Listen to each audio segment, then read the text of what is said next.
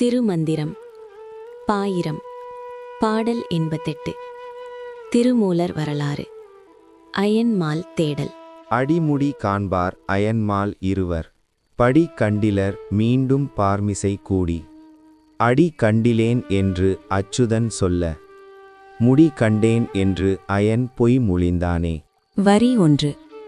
அடிமுடி காண்பார் அயன்மால் இருவர். அடிமுடி என்பது அடியும் முடியும் திருவடியும் திருமுடியும் என்று பொருள். காண்பார் என்பது காண முயன்றனர், தேடினர், கண்டறிய முயன்றனர்.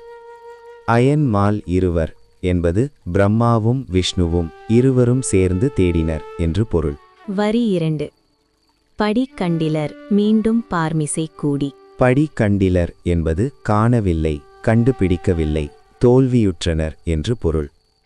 மீண்டும் என்பது திரும்பி, மீண்டும், மறுபடியும். பார்மிசை கூடி என்பது பூமியில் சந்தித்தனர், மண்ணுலகில் ஒன்று சேர்ந்தனர் என்று பொருள். வரி 3.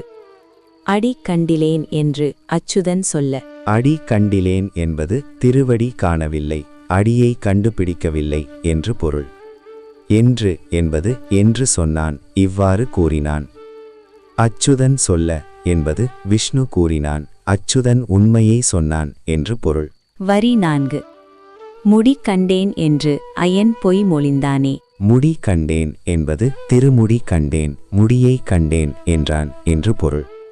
என்று என்பது என்று சொன்னான், இவ்வாறு கூறினான். அயன் பொய் மொழிந்தானே என்பது பிரம்மா பொய் சொன்னான், அயன் பொய்யுரைத்தான் என்று பொருள். சாரம். இது புகழ்பெற்ற லிங்கோத்பவ கதை. சிவன் நெருப்பு தூணாக தோன்றியபோது பிரம்மாவும் விஷ்ணுவும் அவரது முடியையும் அடியையும் காண முயன்றனர். பிரம்மா அன்னமாக மேலே பறந்தான், விஷ்ணு வராகமாக கீழே தோண்டினான். இருவரும் தோல்வியுற்றனர். விஷ்ணு உண்மையை சொன்னான், ஆனால் பிரம்மா பொய் சொன்னான். இது சிவனின் எல்லையற்ற பெருமையை நிரூபிக்கிறது. ஓம் நம சிவாய.